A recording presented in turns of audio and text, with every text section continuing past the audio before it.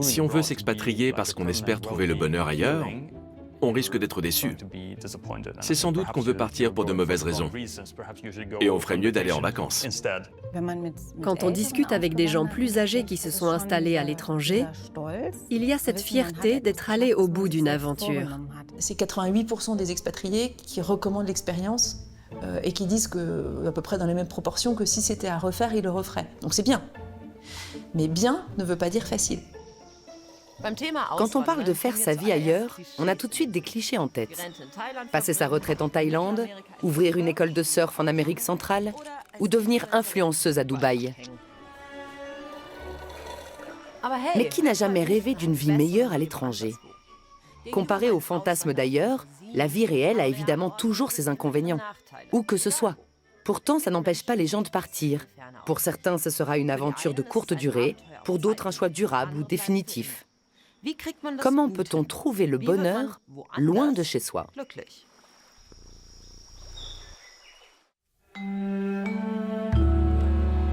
Il y a près de 3 ans, Anton et Constance ont pris une décision courageuse. Ils ont fait leurs valises, pris leurs 3 enfants sous le bras et ont quitté leur ville de Dresde. Pas pour vivre au soleil ou dans un paradis fiscal, mais à Umeå, une ville du nord de la Suède, juste en dessous du cercle polaire et au cœur de la nature. L'hiver, la neige recouvre tout. Il n'y a que quelques heures de jour et il fait si froid que l'eau gèle instantanément quand on la lance en l'air. Anton est physicien, il a décroché un poste à l'université d'Umeå. Constance, elle, est éducatrice. Depuis quelque temps, ils s'interrogent. Doivent-ils rester ou repartir en Allemagne? Pour mieux comprendre ce que s'expatrier veut dire, je vais passer une semaine avec la famille Kirsch et partager son quotidien. À quoi tient le bonheur pour les expatriés?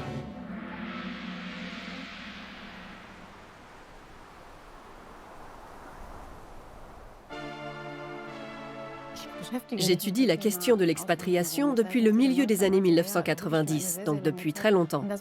Et ce qui me fascine toujours autant, c'est d'écouter les récits des gens. Il y a toujours cette étincelle, cette magie. L'humanité a été une espèce nomade pendant une grande partie de son histoire. C'est quelque chose qui fait partie de notre nature. Un truc qui me décourage parfois, c'est quand on dit « c'est qu'une expatriation européenne, il n'y a pas besoin de se préparer ». C'est vraiment une porte ouverte à des échecs. C'est incroyable comme l'Europe est une mosaïque de peuples avec des différences énormes. Eh bien c'est drôle, mais c'est sur ces 3 pays, Angleterre, Belgique, Suisse, que dans nos études, on voit le plus de gens qui disent que c'est difficile.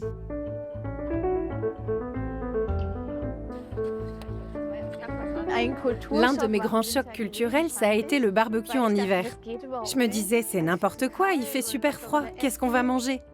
On fait griller des steaks hachés, on a des petits pains et on mange avec des gants. Ça m'a surpris, mais j'ai fini par m'y habituer.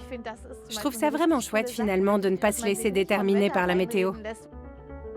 Un barbecue par 0 degré sous un crachin de neige fondue, c'est vraiment très loin de mon fantasme de vie d'expatrié.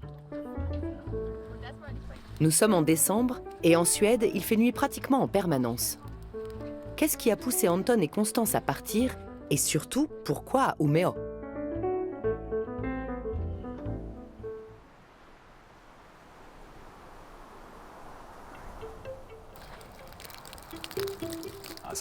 Les réfugiés quittent leur pays parce qu'ils sont en danger. Et souvent, ils doivent partir dans la précipitation, pour leur sécurité, voire leur survie. A contrario, l'expatriation est un vrai choix de vie. C'est un projet qu'on peut planifier, une aventure sur laquelle on va garder la main, dans une certaine mesure.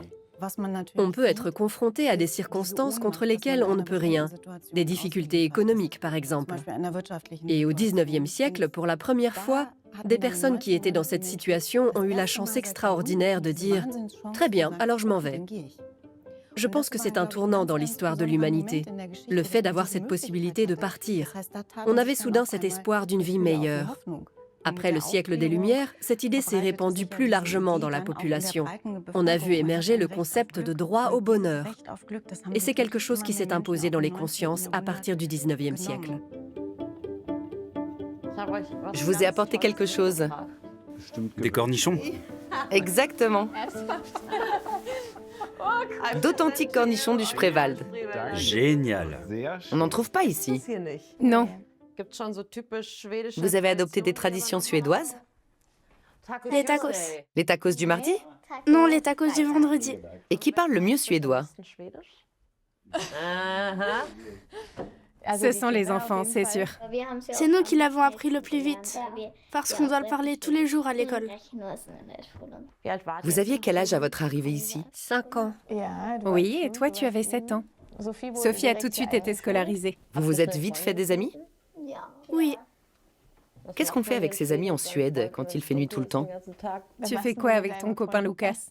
On joue beaucoup au pingis, Et c'est quoi le pingis? du ping-pong.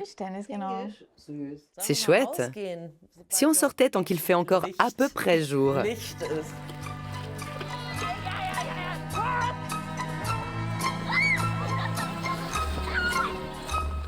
The sun is out, the sky is blue.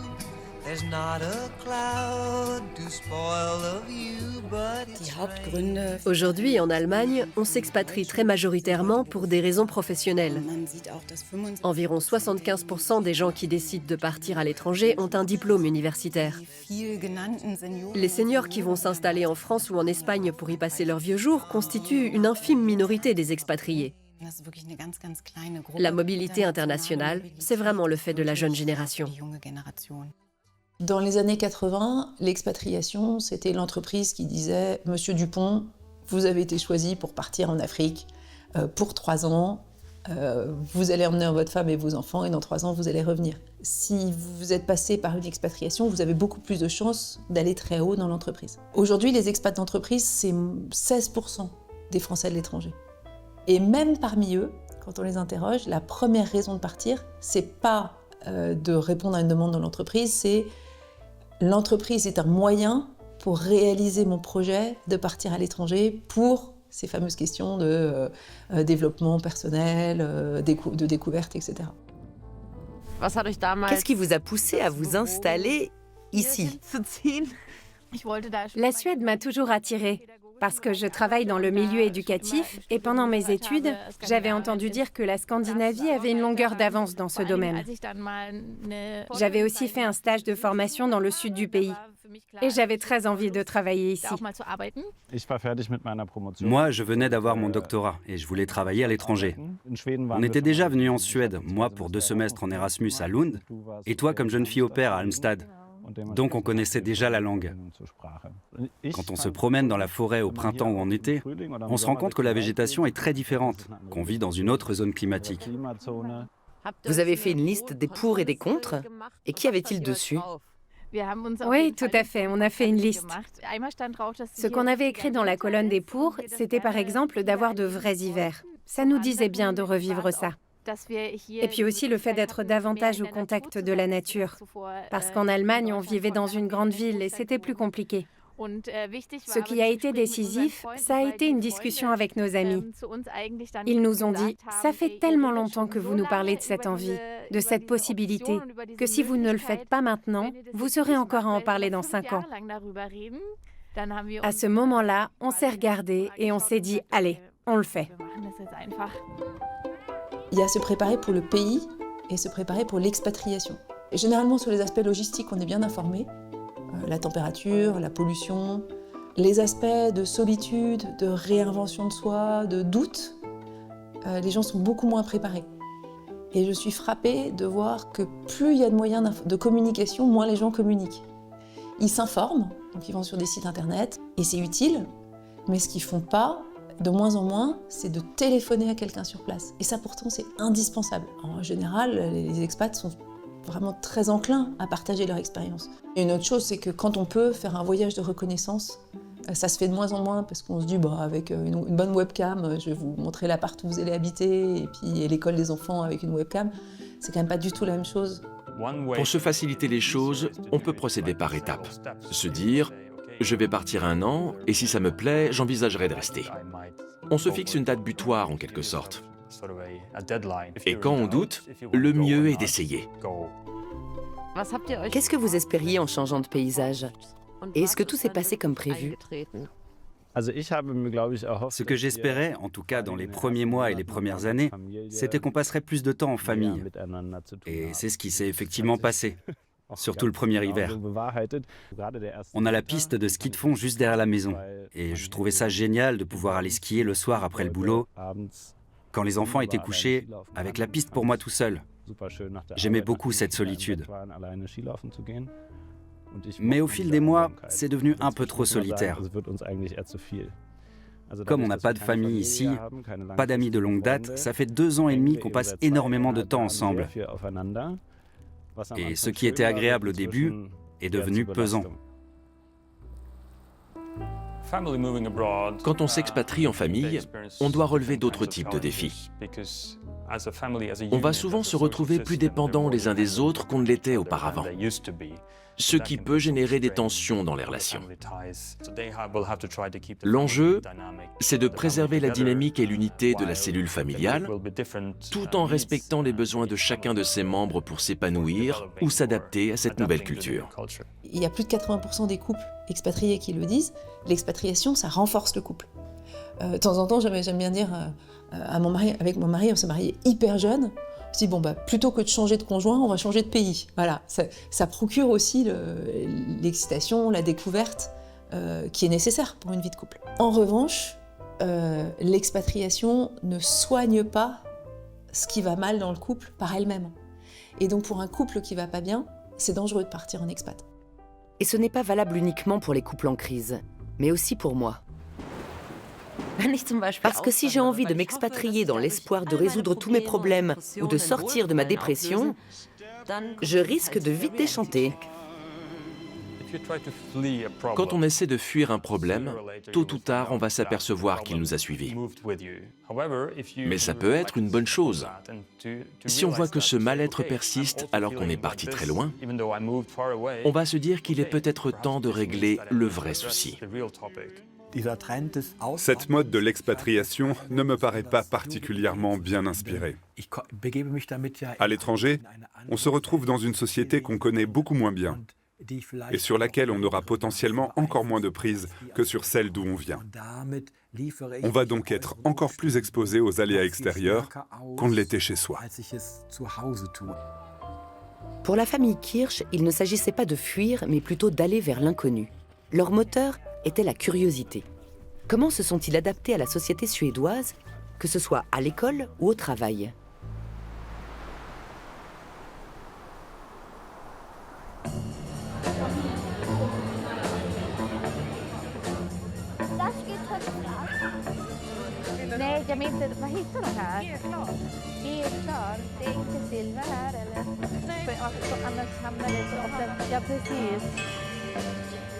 Il y a plusieurs phases dans l'expatriation. Quand on arrive dans un nouvel environnement, c'est un stress.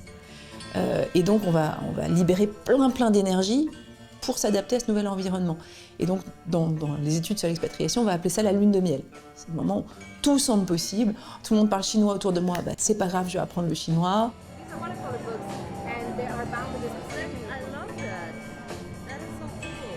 Notre cerveau est hyper accaparé par le fait d'analyser tous ces changements. Et puis, il y a plein de petits comportements qui changent. Alors moi, j'ai l'habitude en France de regarder les gens dans les yeux. Il y a des pays où ça se fait pas. Donc, à chaque fois que je croise quelqu'un, j'ai une micro-alerte. Stop, il ne faut pas se comporter comme ça. Je monte dans l'ascenseur, je veux aller au premier étage. Et en France, j'appuie sur 1. Et aux États-Unis, il faut appuyer sur 2. Et tous ces micro-changements sont en fait absolument épuisants. Et comme il faut reparamétrer tout ça, suit rapidement la période de lune de miel, une période de découragement qui est en fait essentiellement de la fatigue. Il faut dormir pendant ces périodes-là, il faut se féliciter de tous les petits progrès accomplis, parce que voilà, il faut savoir qu'on est ultra sollicité et que sinon on risque de craquer et d'être complètement découragé, alors qu'on est juste en train de vivre un phénomène assez classique. Comment se sont passées les premières semaines ici ? Est-ce qu'il y a eu une sorte de lune de miel où tout était neuf et passionnant ? On avait envoyé toutes nos affaires et avec les enfants, on a pris le train de nuit pour la Suède. C'était comme un départ en vacances. On est arrivé le matin vers 7 heures. On est allé tout de suite dans notre nouvelle maison. Et après tout ce voyage et une nuit en couchette, on était tous fatigués. Mais on s'est quand même secoué l'après-midi pour aller faire un tour au lac. Et Sophie a sauté dans l'eau. C'était vraiment la vie en Suède telle qu'on la rêve et c'était génial. On s'est dit, on va vraiment vivre ici. C'était incroyable. C'est ensuite qu'on a connu des moments difficiles. Mais il y a toujours eu quelque chose pour nous remonter, comme les aurores boréales, des moments lumineux. Toujours un rayon de soleil. C'est ça. Ou comme le fait de pouvoir aller faire du ski très facilement parce que c'est juste à côté. On peut y aller à vélo. Ce sont des choses comme ça qui font que parfois, on doit se pincer pour se demander si c'est bien réel. Tous ces petits moments nous permettent de faire passer les périodes plus difficiles qu'il y a toujours, bien sûr.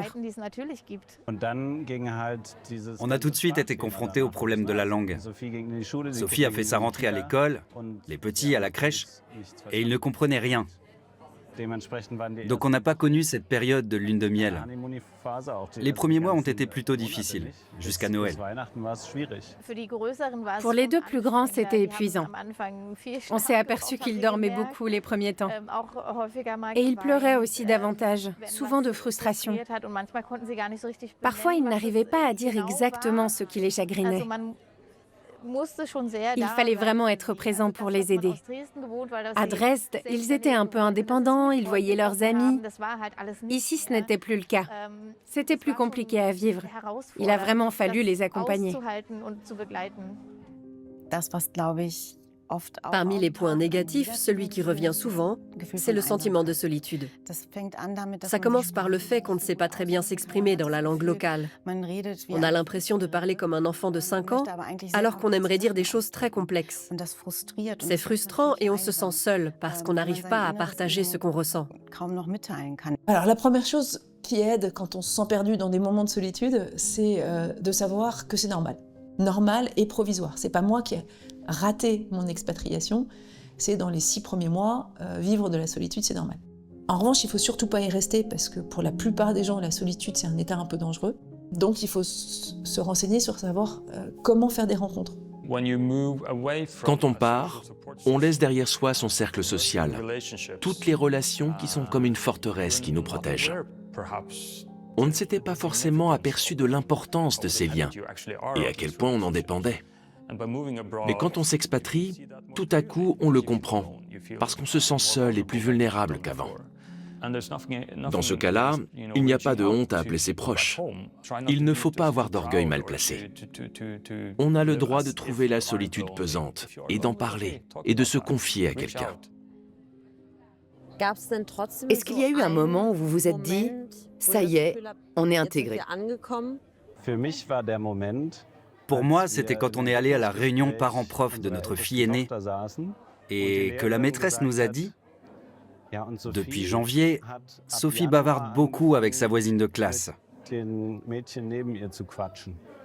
Pendant la classe, je précise, donc c'était plutôt un reproche. Oui, mais ça voulait dire qu'elle se sentait assez bien pour parler avec ses camarades de classe, qu'elle était suffisamment en confiance pour interagir avec les autres. Et à peu près au même moment, Justus a été invité à un anniversaire. Donc à partir de janvier, au bout de 6 mois, on s'est dit que c'était bon, qu'on était heureux ici.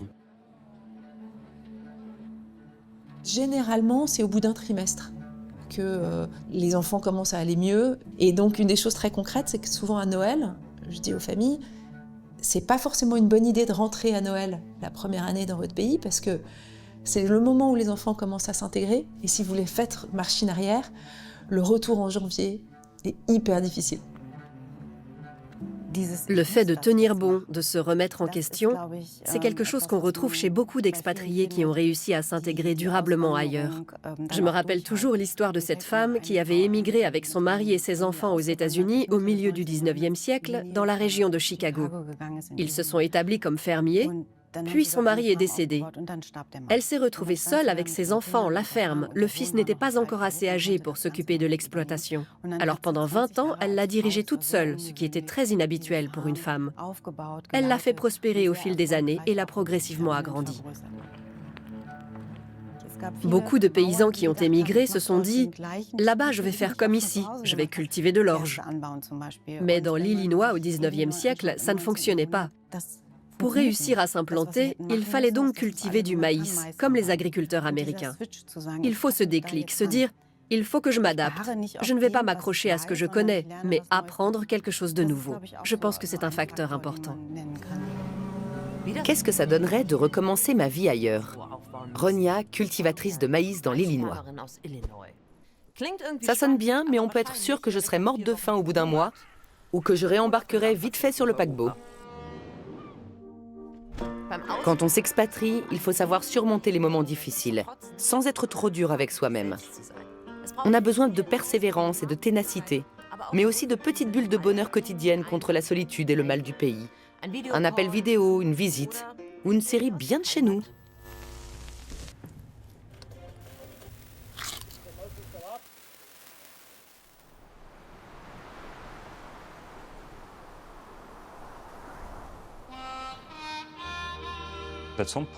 À partir d'un certain moment, on atteint le point de non-retour, parce qu'on a commencé à changer, à devenir un peu quelqu'un d'autre. On remet en question la vie qu'on menait dans son pays. On la compare à sa nouvelle existence. On apprend à mieux se connaître. On se développe.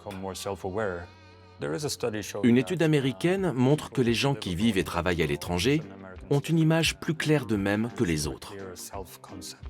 C'est le résultat naturel du processus d'expatriation. Je suis arrivée à l'étranger et quand je racontais quel était mon diplôme, les gens prenaient un air un peu perplexe et ils en avaient rien à faire. Enfin, là, dans ma carrière, il va falloir que je reparte de zéro et ça marche. Et donc, l'idée de voir qu'à chaque fois on repart de zéro et ça marche, ça rend beaucoup plus résilient. Vous êtes bien là? Je viens vous faire un petit coucou. Est-ce que vous diriez que cette expérience vous a permis de grandir? Moi, en tout cas, j'ai grandi, c'est certain. C'est déjà une victoire en soi de partir, de quitter sa zone de confort. Ça vous change forcément. On arrive à faire des choses dont on ne se serait pas cru capable.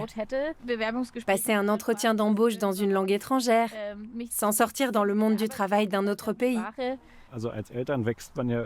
Quand on est parent, on grandit constamment avec ses enfants, ou grâce à eux. Et c'est une grande leçon de les voir s'intégrer, de regarder comment ils arrivent à se débrouiller. Je crois qu'en tant que famille, on peut être fier de ce qu'on a tous accompli. Oui, parce que c'était une de nos grandes interrogations au départ, le fait de décider pour nos enfants. Ce choix ne nous concernait pas seulement nous. On leur a demandé à eux aussi de s'adapter et de sortir de leur zone de confort. Je pense qu'on a pris la bonne décision. On a bien fait de leur faire confiance, de croire en leur capacité à s'intégrer ailleurs. Et je pense que ça leur sera très utile à l'avenir. Le fait d'avoir été un étranger quelque part, d'avoir dû se faire des amis dans un pays où on parle une autre langue, ça leur restera toute leur vie. Et ils pourront puiser dans cette expérience pour nouer de nouvelles relations.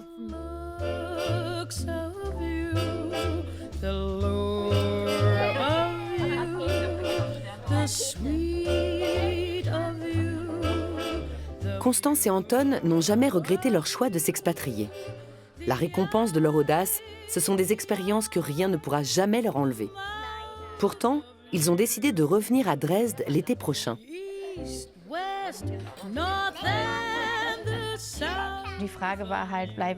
On s'est demandé si on restait ici, en Suède, ou si on rentrait en Allemagne.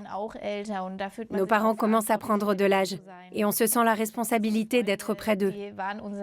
Et puis nos amis là-bas, ce sont vraiment nos fondations, pour ainsi dire. C'est extrêmement difficile de vivre coupé de ce réseau. Ce n'est pas impossible, mais ça demande énormément d'énergie. Et on s'est dit qu'on arrivait au bout de ce qu'on pouvait donner, de nos ressources. Vous pensez qu'une fois qu'on s'est expatrié, il est plus facile de recommencer? Je pense, oui. On a brisé la glace, on a élaboré des stratégies et on sait à peu près à quoi s'attendre. Ça rend plus courageux aussi de vivre à l'étranger. Et puis on se dit que ce ne sera peut-être pas notre dernière expérience d'expatriation. Là, on a décidé de repartir pour une phase de vie en Allemagne. Mais peut-être que quand les enfants auront grandi, ou qu'ils seront moins dépendants de nous, qu'on sera plus libre, on pourra se refaire une aventure en Suède ou ailleurs. On est déjà venu 2 fois. Il y en aura une 3e. Jamais 203.